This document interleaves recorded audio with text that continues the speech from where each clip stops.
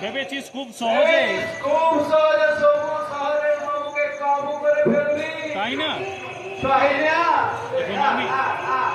এখন আমি যদি এই পিস্তল দিয়ে থাক বস খুন খারাপি করে লাভ নেই। ঠিক বলেছিস ওসমান।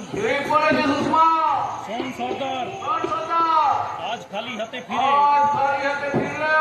আবার আমি আসবো। বস্তির মাঝে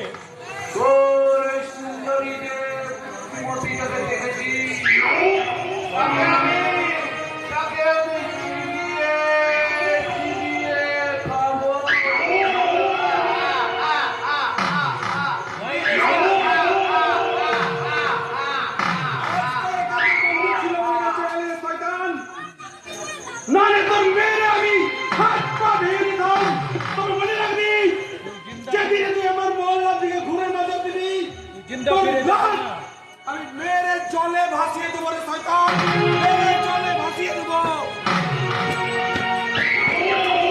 ইচ্ছে হচ্ছে রাস্কেলটাকে একেবারে শেষ করে শেষ সুযোগ অনেক পাবেন বস।